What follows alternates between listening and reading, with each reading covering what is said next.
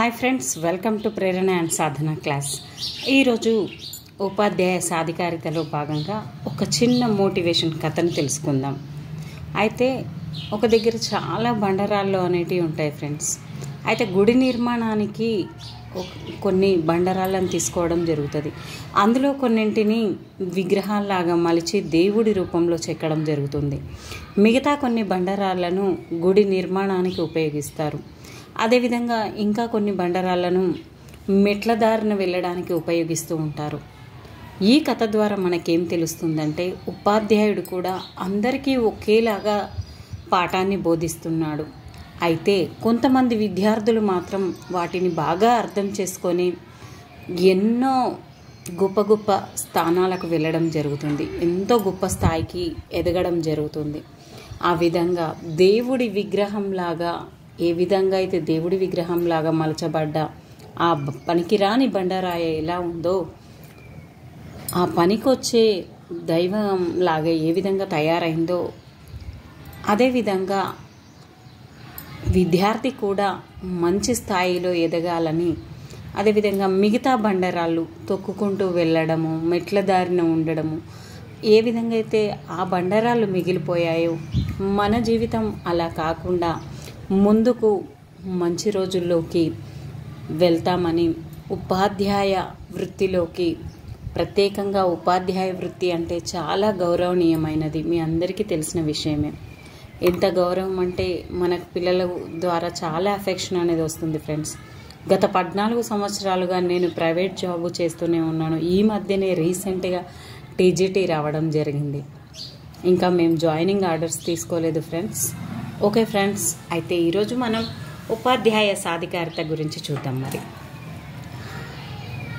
మీకు ఈ మోటివేషన్ కథ నచ్చింది అనుకుంటున్నాను. మీరు కూడా బాగా ట్రై చేసి మంచి ఉపాధ్యాయుడిగా సెటిల్ అవ్వాలి అని కోరుకుంటున్నాను. భారతీయ సంస్కృతి ఉపాధ్యాయులకు మహోన్నత స్థానాన్ని ఇచ్చి గౌరవిస్తుంది.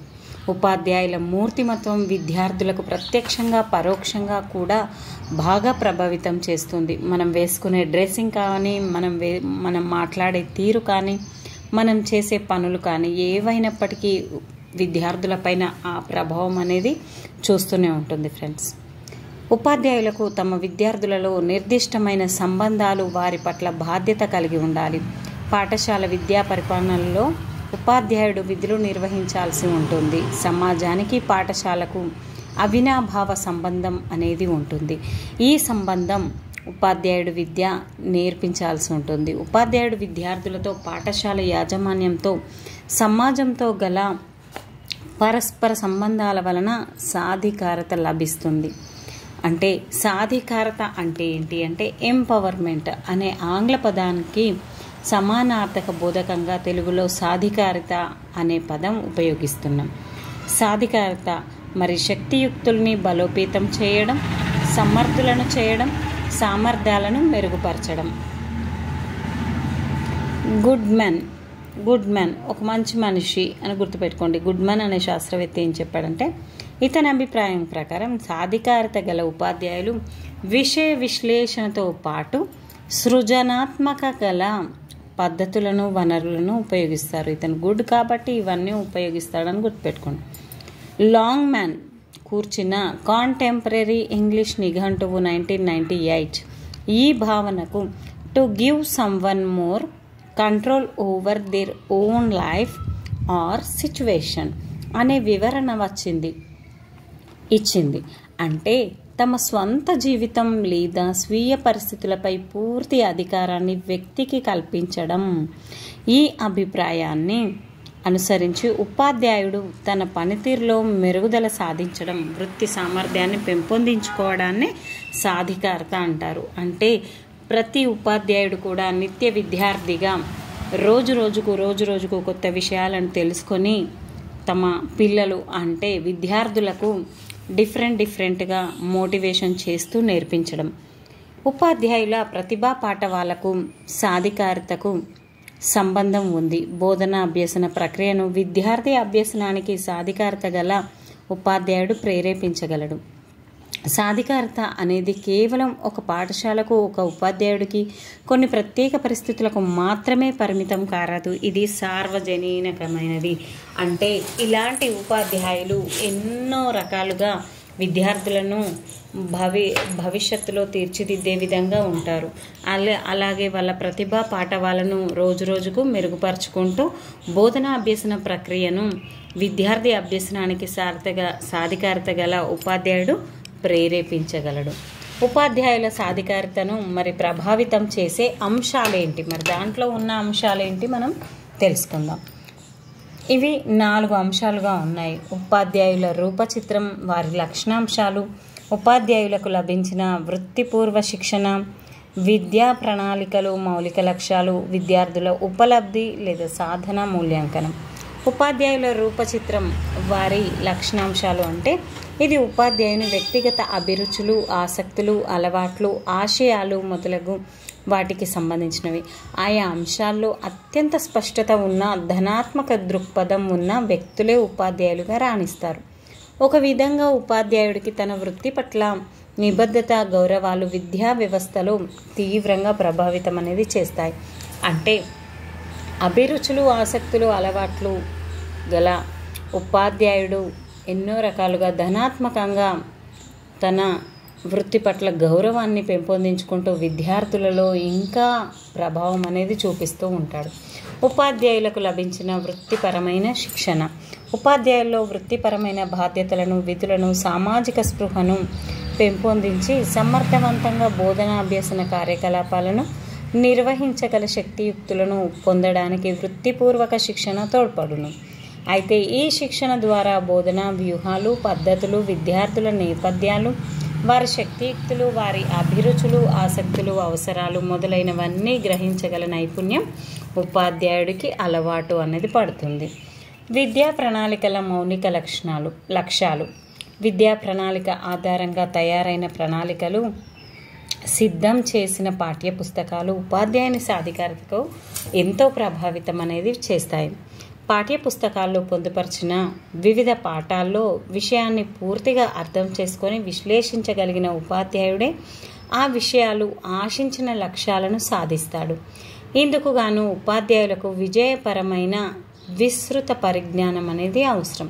మరి ఈ పరిజ్ఞానం తోడ్పాటుతో ఉపాధ్యాయుడు తరగతి గది కార్యకలాపాలను సమర్థంగా నిర్వహించి ఆశించిన ఫలితాలు అనేటివి పొందుతాడు. ఇందుకు ఉపాధ్యాయుడు నిరంతరం పఠనం చేయాలి. అంటే నిరంతరం ఒక విద్యార్థిలాగా చదువుకుంటూ కొత్త విషయాలు నేర్చుకుంటూ విద్యార్థుల యొక్క గమ్యాలపై అవగాహన పెరిగి ఉపాధ్యాయుడు సమర్థుడు అనేది అవుతాడు. విద్యార్థుల ఉపలబ్ధి మూల్యాంకనం. వృత్తిపూర్వక శిక్షణలో భాగంగా ఉపాధ్యాయుడు తెలుసుకున్న మూల్యాంకన పద్ధతులు విద్యార్థుల ఉపలబ్ధిని సమర్థంగా మదింపు చేయడానికి అవసరమైన పక్షంలో ఉపలబ్ధి లోపాలను నిర్ధారించడానికి, ఈ లోపాలను విద్యార్థి ఉపలబ్ధిని మెరుగుపరచడానికి తగిన వ్యూహాలను రూపొందించడానికి తోడ్పడతాయి. అంటే వారి యొక్క మూల్యాంకనం, వృత్తిపూర్వక శిక్షణలో భాగంగా ఉపాధ్యాయుడు తెలుసుకున్న మూల్యాంకన పద్ధతులను రోజుకు క్షణానికి ఉపయోగించే విధంగా తను మలుచుకోవాలి. ఉపాధ్యాయుల సాధికారత స్థాయిలు మరి ఇవి 2 రకాలు: ఉపాధ్యాయుని స్థాయి, పాఠస్థాయిల స్థాయి. ఉపాధ్యాయుల స్థాయి అంటే ఉపాధ్యాయుల స్థాయిలో సాధికారత విద్యా ప్రక్రియ నిర్వహణకు సంబంధించినది. ఇందుకు ఉపాధ్యాయుని ప్రతిభా పాఠవాలు, బోధనా నైపుణ్యాలు, బోధన విషయంలో సాధికారత, బోధనా వ్యూహాలపై అతడికి గల అధికారం తోడ్పడతాయి. విద్యార్థులకు అభ్యసనంలో సలహాదారుగా, కౌన్సిలర్గా వ్యవహరించి విద్యా ప్రక్రియ ఆశించిన లక్ష్యాలను సాధించడానికి ఉపాధ్యాయుడి యొక్క స్థాయి అనేది ఉపయోగపడుతుంది. అదేవిధంగా పాఠశాల స్థాయి పాఠశాల స్థాయి సాధికారతతో సహ ఉపాధ్యాయులు, ప్రధాన ఉపాధ్యాయులు, వారి నాయకత్వ లక్షణాలు మొదలైనవి ప్రధానమైనవి. ఉపాధ్యాయులకు పాఠశాల సమకూర్చిన వృత్యంతర శిక్షణ, ప్రత్యేక సెమినార్లు, మరి అదేవిధంగా సింపోజియంలు, కార్యశిబిరాల ఏర్పాట్లు ముఖ్యమైనవి. ఇవి తమ పాఠశాల ఆశిస్తున్న లక్ష్య సాధనకు ఉపాధ్యాయుని సంసిద్ధం చేయడానికి తోడ్పడతాయి. సహోపాధ్యాయుల బోధన విధానాల పరిశీలనకు అనుమతించుట, బోధనా వ్యూహాలపై వారితో చర్చించడం ద్వారా ఉపాధ్యాయులు తన బోధనా వ్యూహాలను మెరుగుపరచుకోవచ్చు. ఈ విధంగా ఇతరులను గమనిస్తూ మిగతా టీచర్లు ఏ విధంగా చెప్తున్నారో చూసి ఇతనిలో కూడా మార్పు అనేది రావడం జరుగుతుంది. ఈ విధంగా సృజనాత్మక శక్తి అనేది పెంపొంది విద్యార్థులలో కూడా అలాంటి సృజనాత్మక శక్తిని పెంపొందించే విధంగా పాఠశాల స్థాయి అనేది ఉపయోగపడుతుంది. ఉపాధ్యాయ సాధికారతను పెంపొందించే సంస్థలు మరియు పథకాలు ఏమున్నాయి? నల్లబల్ల పథకం అంటే ఓబేబీ కాదండి, ఓబీబీ ఆపరేషన్ బ్లాక్ బోర్డ్ అను పేరుతో దేశవ్యాప్తంగా బహుళ ప్రచారం పొందిన ఈ కార్యక్రమం వనరుల పరంగా ఉపాధ్యాయుల సాధికారతను పెంపొందించింది. జాతీయ విద్యా విధానం 1986 సిఫారసుల మేరకు 1987 నుంచి ఇది అమల్లోనికి రావడం అనేది జరిగింది. అదనపు ఉపాధ్యాయుల నియామకం, బోధన అభ్యసన సామాగ్రి సరఫరా అనేవి ప్రాధాన్యత పొందాయి. ప్రతి పాఠశాలలో తరగతుల సంఖ్యకు అనుగుణంగా అదనపు గదుల నిర్మాణానికి ప్రత్యేక నిధులు అందుబాటులోకి వచ్చాయి. పాఠశాల భవనం లేని పాఠశాలలకు కూడా 2 గదులతో కూడిన నిర్మాణాలు చేపట్టబడ్డాయి. ఈ విధంగా ఓబీబీ పథకం ద్వారా అదనంగా ఉపాధ్యాయుల నియామకాలు అనేటివి జరిగాయి. అంతవరకు ఒకరిద్దరు ఉన్న ఉపాధ్యాయులకు తోడుగా మరికొందరు ప్రత్యేక ఉపాధ్యాయులు రావడం వల్ల బోధనలో నాణ్యత అనేది పెరిగింది. దీనితో పాటు బోధన అభ్యసన కృత్యాల సమర్థ నిర్వహణకు తోడ్పడే బోధన అభ్యసన సామాగ్రి అన్ని పాఠశాలలకు సరఫరా చేయడం జరిగింది. సరఫరా చేసిన సామాగ్రి జాబితా మరి ఏంటి? పాఠ్య పుస్తకాలు, అధ్యాపక దర్శకులు, పటాలు, చిత్రాలు, సైన్స్ కిట్, కుర్చీలు, బల్లలు, నల్లబల్లలు, గ్లోబు, ఆటల సామాగ్రి, బూల్ కిట్, గణితం కిట్, నిఘంటువులు, కథల పుస్తకాలు, రెఫరెన్స్ పుస్తకాలు, సంగీత వాయిద్యాలు, మంచినీటి పాత్రలు, కథా చిత్రాలు మొదలగునవి. ఈ విధంగా అన్ని రకాలుగా కూడా అందివ్వడం జరిగింది ఆపరేషన్ బ్లాక్ బోర్డ్ ద్వారా. సాధికారత సాధనకు చొరవలు, ఉపాధ్యాయునికి లభించే సాధికారత మరియు ప్రాథమిక విద్య సార్వజనీకరణం కేంద్ర రాష్ట్ర ప్రభుత్వాలకు చెందిన ప్రతి వ్యక్తి ప్రధాన లక్ష్యమై ఉంది. ఈ లక్ష్య సాధనకు కార్యనిర్వాహక సాధకుడైన ఏకైక వ్యక్తి ఉపాధ్యాయుడు. ఈ లక్ష్య సాధనలో భాగంగా కేంద్ర రాష్ట్ర ప్రభుత్వాలు అనేక రకాలైన పథకాలను అంటే ఓబీబీ, ఎప్ఎప్, DPEP, APSHP, ETV, mid day rice scheme, free text books, ఈ విధంగా ఎన్నో పథకాలు ప్రవేశపెట్టే పాఠశాలలకు, విద్యార్థులకు, ఉపాధ్యాయులకు కనీస మౌలిక సదుపాయాల కల్పనకు కృషి చేస్తున్నాయి. ఈ పథకాల ద్వారా ఉపాధ్యాయులకు కనీస మౌలిక సదుపాయాల కల్పనకు, విద్యార్థులకు, ఉపాధ్యాయులకు సాధికారత లభించినచో కనీసం ప్రాథమిక విద్య సార్వజనీకరణం లక్ష్యం నెరవేరగలదని కేంద్ర రాష్ట్ర ప్రభుత్వాలు ఆశిస్తున్నాయి. ఓబీబీ పథకం ద్వారా పాఠశాలలకు అదనపు తరగతి గది లేదా భవనం అభ్యసన ప్రక్రియ సమర్థవంతంగా నిర్వహించడానికి ఎంతో ఉపయుక్తంగా అయ్యింది. దీని ద్వారా కూడా ఉపాధ్యాయునికి సాధికారత లభించింది. మరియు అపెప్ పథకం 6 సూత్రాల అమలు ద్వారా సార్వత్రిక నమోదు నిలుపుదల సాధించడం ద్వారా ప్రాథమిక విద్యకు సార్వజనీకంగా భావించడం కూడా సాధికారతే. డిపెప్ కార్యక్రమంలో గ్రహించిన శిశు కేంద్రీకృత బోధనకు సంబంధించిన వ్యూహాలను అనుసరించి కృత్యాధార బోధన నిర్వహించాలి. డిపెప్ ప్రకారం డిపెప్ ద్వారా ప్రాథమిక విద్యాభివృద్ధికి గ్రామస్తుల భాగస్వామ్యం, గ్రామ విద్యా కమిటీలను పల్లెల్లో ఏర్పరిచి ప్రజల చేత ప్రజల కోసం విద్యా ప్రణాళికలను అమలుపరచడం వల్ల ఉపాధ్యాయులపై గౌరవం, పాఠశాలపై నమ్మకం, సమాజం పట్ల అవగాహనకు పెంపొందించడం అనేది జరుగుతుంది. ఈ విధంగా డిపెప్ ఎస్ఎస్ఏల ద్వారా అందుకున్న ప్రత్యేక ఆర్థిక సహాయాన్ని బోధనాభ్యసన ప్రక్రియ సమర్థతను అవసరమైన సామాగ్రి కొనుగోలు లేదా తయారీకి వెచ్చించాలి. ఈ విధంగా ఎడ్యుకేషనల్ టెలివిజన్ అనే దృశ్య శ్రవణ ఉపకరణాలు అనేటివి ఇవ్వడము, ఆశ్రమ పాఠశాలలు, వసతి గృహాల వలన ఎస్సీ, ఎస్టీ, బీసీ వంటి సాంఘిక ఆర్థిక పరంగా వెనుకబడిన వర్గాల బాలబాలికలకు విద్యా ప్రగతి ద్వారా సాధికారతతో ఉపాధ్యాయునికి సహకారం అనేది లభించింది. ఉపాధ్యాయుల వృత్తిపరమైన ప్రవర్తన నియమావళి. ప్రతి వ్యక్తికి నైతిక ప్రవర్తన నియమావళి అవసరం. ఇది స్వీయ నియంత్రణకు, స్వీయ ఆచరణను కోరుకుంటుంది. అయితే ఈ నియమావళి ఆ సమూహంలోని ఇతర సభ్యుల సంక్షేమంతో పాటు వారి రక్షణకు కూడా ఉపకరిస్తుంది. ఈ నియమావళి 1984లో యునెస్కో సిద్ధం చేసిన నియమావళికి ప్రతిరూపం. 1997లో ఉపాధ్యాయుల వృత్తి ప్రవర్తన నియమావళిని ప్రకటించారు. వృత్తి ఒక సామాజిక విధి. వృత్తి నిర్వహణకు ప్రత్యేక శిక్షణ అవసరము. లాభాపేక్షతో కాకుండా సేవాభావంతో నిర్వహించేదే వృత్తి. వృత్తికి అధికారిక గుర్తింపు, సమాజంలో ఒక ఉన్నత స్థాయి ఉంటుంది. వృత్తి అనేది సాంకేతికమైన ప్రత్యేక లక్షణాలు ఉన్న సేవల సమాహారం. తమ సామర్థ్యాల ప్రమాణాలను కాపాడడానికి వృత్తి సంఘాలు అనేటివి ఏర్పడతాయి. ఈ విధంగా విద్యార్థులకు ఆదర్శవంతంగా, మార్గదర్శకత్వంగా ఉండాలని ఆశించడం జరుగుతుంది. ఇలాంటి పరిస్థితులలో వృత్తిపరమైన ప్రవర్తన నియమావళి ఉపాధ్యాయులకు అవసరమని భావించవచ్చు. ఉపాధ్యాయ సంఘాల వృత్తిపరమైన అభివృద్ధి ఏంటి మరి? జాతీయ విద్యా విధానం ఉపాధ్యాయుడి నైతిక నియమావళి గురించి 1986 నవంబర్ ఎన్సీఆర్టీ ఆధ్వర్యంలో సమావేశమై వృత్తిపరమైన నియమావళిని రూపొందించాయి. 1984 యునెస్కో రూపొందించిన ఉపాధ్యాయ వృత్తి నిబంధన నియమావళి ప్రకారం నీతి, నిబంధన, నడవడిక అనేది ఉపాధ్యాయ సంఘాలు అలవర్చుకునేటట్లు చేయాలి. అదేవిధంగా 1986 జాతీయ విద్యా విధానం భారతదేశ ఉపాధ్యాయులకు వృత్తిపరమైన నీతి నియమావళిని సూచించింది. ఎన్పి సూచించిన ఉపాధ్యాయ వృత్తిపరమైన నీతి నియమావళి జాతీయ స్థాయి ఉపాధ్యాయ సంఘాల అవలంబించినంత వరకు ఆజ్ఞాబద్ధంగా పాటించాల్సిన అవసరం లేదని 1986లో జాతీయ విద్యా విధానం అనేది తెలిపింది. ఎన్సీఆర్టీ ఒక చిత్తు ప్రవర్తన నియమావళిని రూపొందించి ఆ నియమావళిపై పలువురు నిపుణులు చేసిన సూచనలు దృష్టిలో ఉంచుకొని 1997లో ఎన్సీఆర్టీ ఉపాధ్యాయుల వృత్తి ప్రవర్తన నియమావళిని ప్రకటించింది.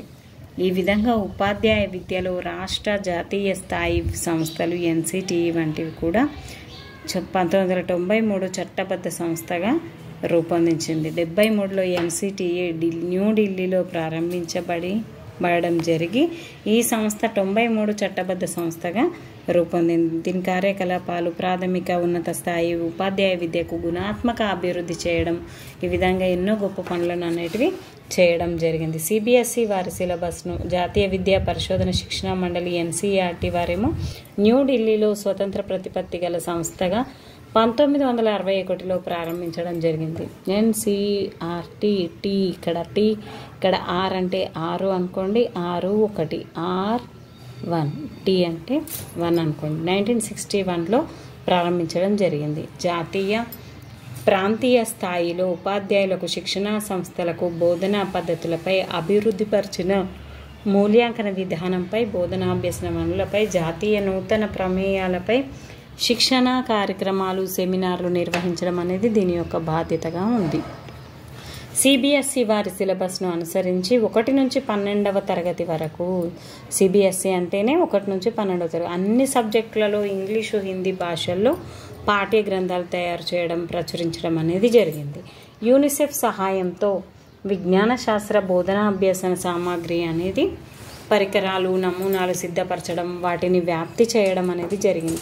అంతర్జాతీయ సంస్థల సహకారంతో విద్యా నాణ్యత పెంచడం అనేది జరిగింది.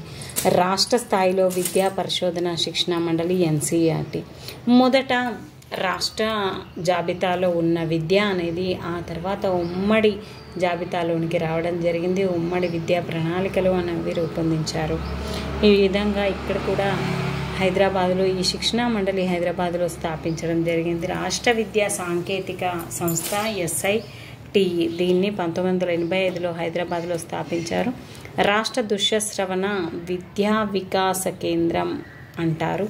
ఆధునిక ధోరణులను పరిచయం చేయడం, విద్యా నాణ్యతను పాటుపడడం లక్ష్యాలుగా ఈ సంస్థ కృషి చేస్తుంది. 9 నుంచి 11 సంవత్సరాల వయసు బాలబాలికల కోసం ప్రాథమిక పాఠశాలలకు ఉపాధ్యాయులకు టెలివిజన్ కార్యక్రమాలను రూపొందించి 1986 నుంచి దూరదర్శన్ ద్వారా టెలిస్కోల్ పేరుతో ప్రసారం చేస్తుంది.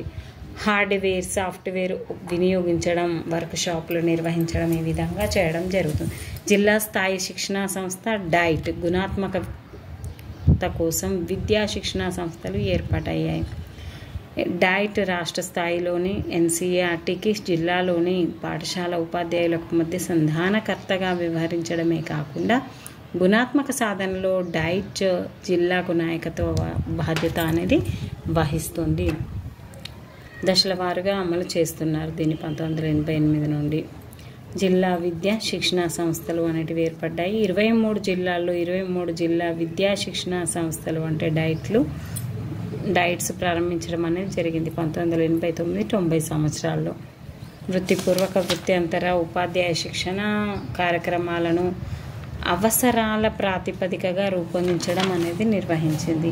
కేంద్రీయ విద్యా సాంకేతిక సంస్థ, ఇది కేంద్రంలో అంటే కేంద్రీయ విద్య, కేంద్రీయ దృశ్య శ్రవణ విద్యా వికాస సంస్థ అని కూడా అంటారు. 1982లో దీన్ని స్థాపించడం అనేది జరిగింది. గుణాత్మక సాధన కోసం ఇది కూడా తోడ్పడుతుంది. ఈ విధంగా ప్రేరణ ఒక వ్యక్తి తన కృత్య నిర్వహణలో చూపించే శక్తి లేదా ఉత్సాహం పెంపొందించే లేదా తగ్గించేందుకు దోహదం చేసే కారకాలను ప్రేరణ అనే డెసికో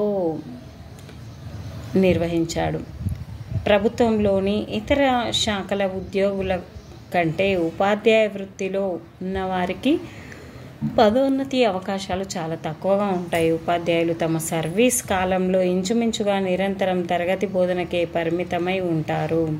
అందువల్ల ఉపాధ్యాయులకు తన వృత్తిలో నూతన ఉత్సాహం అనేది కలిగించడానికి కొంత ప్రేరణ అనేది అవసరం. ఈ విధంగా ఉపాధ్యాయులకు ఉద్యోగ భద్రత అనేది కల్పించడం జరిగింది 1985లో చట్టోపాధ్యాయ కమిషన్.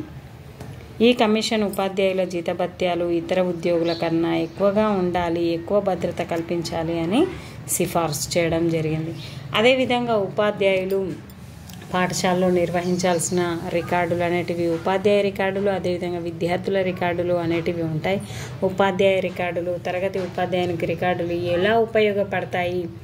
ప్రతి విద్యార్థి తగిన అభ్యసన కార్యక్రమాలను అందించడానికి, అసాధారణ ప్రతిభా పాఠవాలను అభివృద్ధి చేయడానికి, ఈ విధంగా చాలా రకాలుగా కూడా ఈ రికార్డులు అనేటివి ఉపయోగపడతాయి. విద్యార్థికి ఎలా ఉపయోగపడతాయంటే తన వర్గీకరణలో న్యాయంగా పరిగణించడానికి, తన శక్తి మేర కృషి చేసి మంచి రికార్డు నెలకొల్పడానికి ఇవి అనేటివి ఉపయోగపడతాయి. మార్గదర్శకత్వాన్ని పెంపొందడానికి కూడా ఇవి చాలా ఉపయోగపడతాయి. ప్రధానోపాధ్యాయుడు నిర్వహించాల్సిన పాఠశాల రికార్డులు రిజిస్టర్ స్థాయిలో రకాలు, ఈ విధంగా అన్నీ కూడా ఇక్కడ ఇవ్వడం జరిగింది ఫ్రెండ్స్. ఒక్కసారి గమనించగలరు మీరందరూ కూడా. స్క్రీన్ షాట్ తీసుకొని దీన్ని ప్రిపేర్ అవ్వండి. Thank you friends, thank you everyone. మీకు ఈ ఉపాధ్యాయ సాధికారత అనే లెసన్ బాగా అర్థమైంది అని అనుకుంటున్నాను. మీరు కూడా నెక్స్ట్ 1 మంత్లో మన ఎగ్జామ్ ఉంది కాబట్టి ఒక ప్రణాళికాబద్ధంగా తయారు చేసుకొని ప్రిపరేషన్ అనేది ఇంకా స్టార్ట్ చేయని వాళ్ళు ఉంటే ఇప్పటికే ముగింపు అనేది రావాలి. దాన్ని రివిజన్ రూపంలో, క్వశ్చన్స్ రూపంలో ప్రాక్టీస్ చేస్తూనే ఉండండి. Thank you friends, thank you everyone. Please like, share, subscribe my channel. Keep smiling.